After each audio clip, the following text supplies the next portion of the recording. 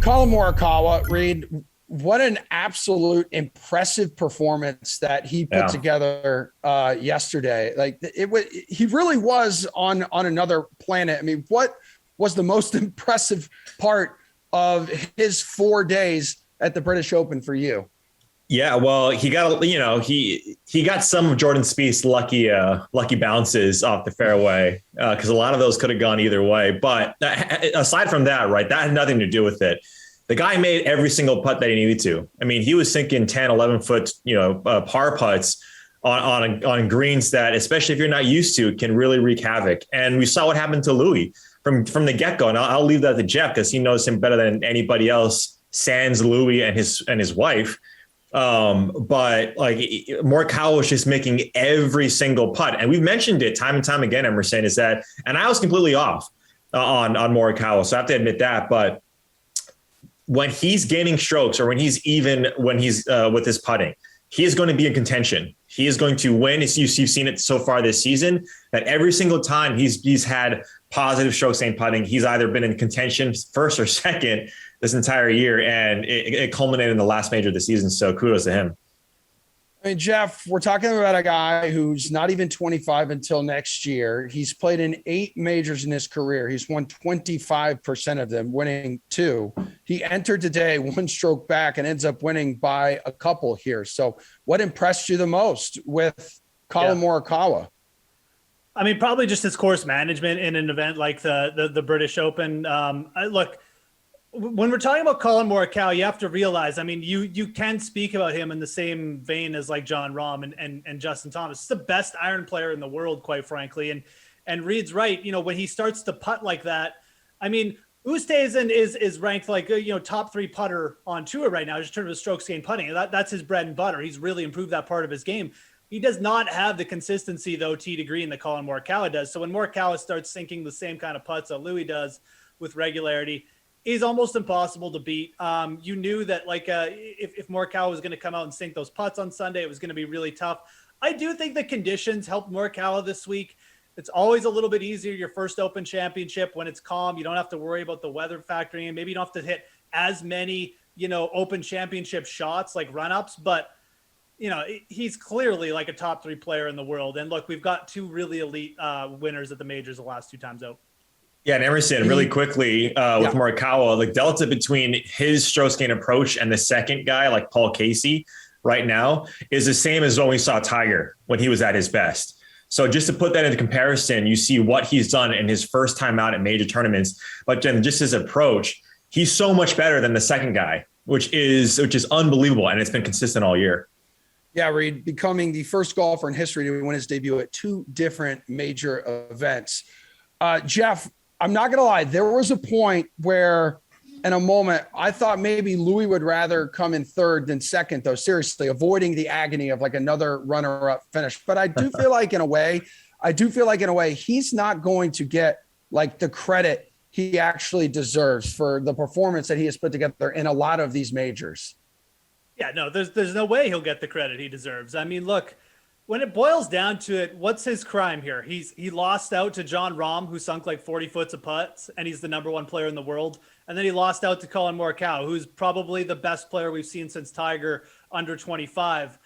It's not like he's losing to slubs here on Sunday, right? He's getting legitimately beat. Now, should he have closed one of these 3 out? Probably, but you're right. He's not going to get credit enough for putting himself in these positions. What he needs to do is reel off a couple wins. Doesn't even matter if it's majors at this point to just shut people up. So until he does that, he won't necessarily get the credit. But I mean, look, this guy's got himself up to, I think, 9th in the world golf rankings now. So if he does reel off a couple wins, man, I mean, you never know. I think you're silly if you count this guy out. Eventually a couple wins are going to flow here. And, we still got the playoffs to come. So still could come in 2021 as well. And he's got the second best odds to win this week at the 3M Open. Sweet T Fowler here, man. What do we need to know about TPC Twin Cities, whether it comes to like placing bets or filling out DFS lineups? Yeah, this is the 3rd year that TPC Twin Cities is going to be hosting the 3M Open. This is a birdie fest. I mean, the average that, it's been 21 under and 19 under the 2 years that it's been on tour. And if you take a look at the length, it's over 7,400 yards. There's a ton of water. Tom Lehman updated this course. It's designed by Arnold Palmer, but the distance isn't really a factor. These guys are bombing it off a tee with regularity. We've seen Matt Wolff win, Bryson DeChambeau come in second place to Matt Wolff. I read that famous where Bryson was doing a press conference, or he was near Wolff, and Wolff sank that eagle putt on 18 to beat Bryson.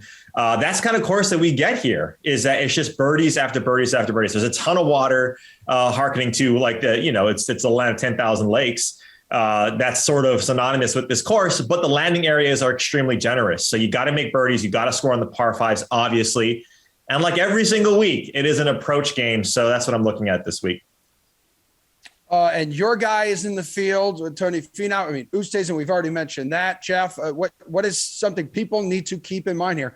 By the way, the field's a lot stronger than I anticipated. Yeah. Returning back from the British Open, going back to the States. What is something people need to keep in mind, though, Geoff, when it comes to placing bets, or they want to build the ideal, perfect DFS lineup? I mean, I think for TPS or TPC, excuse me, Twin Cities, I mean, I think you have to realize, I mean, yeah, the Bombers came through the first year, but I think when you look back at last season, you see a guy like Michael Thompson lost strokes off the tee here. The fairways here are massive. They're very easy to hit. It's a very flat course, a little bit like, like we saw in Detroit. I think this brings all the different players in. And again, I think you're going to see a player who just gets hot with their putter. Michael Thompson gained over 7 strokes on approach, and iron play is definitely something I would be emphasizing over off the tee, but also putting. So looking for someone who is very, very good, obviously can get hot with their irons, but also can get hot on the greens. Again, approach play has really been emphasized here over the first 2 seasons. So, a guy like Sergio Garcia might pop up.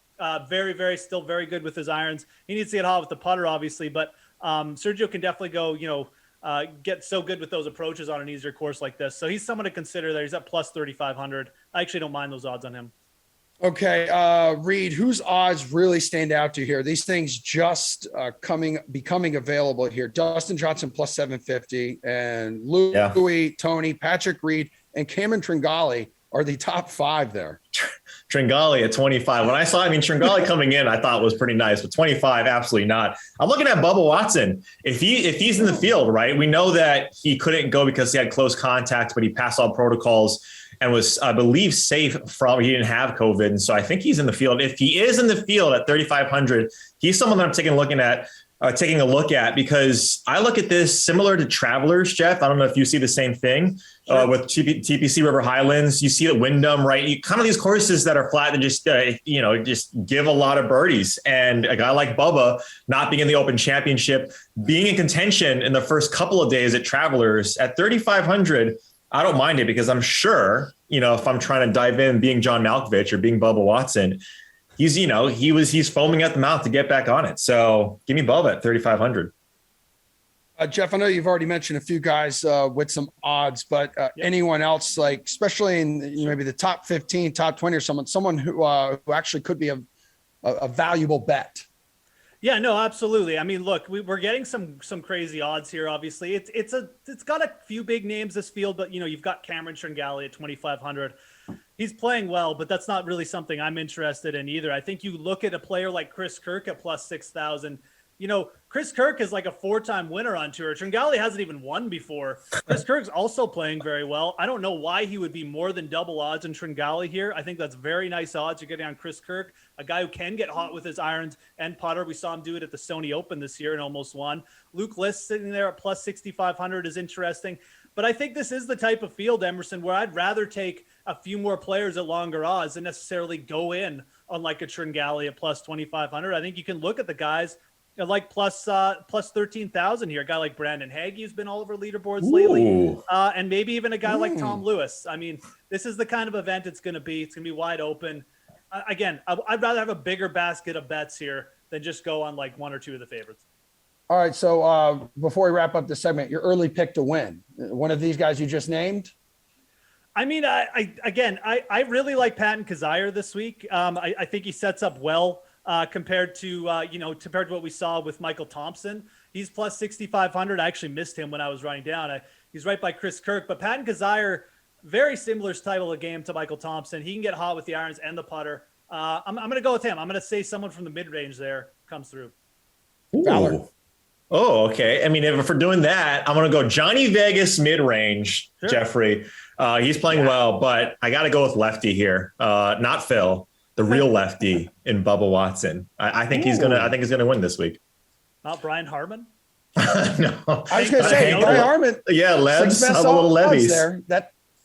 That's your guy, Reid. Isn't Bobby Mack? I think Bobby Mack's in the field Bobby too. Mack? He was Lots of he's in lefties in the field. yeah. Hey, now maybe got to make a little lefty lineup. Maybe I you should made the get in South. the field, Emerson, and then we could add more lefties. Oh wait, you're a lefty? All right. I didn't know that.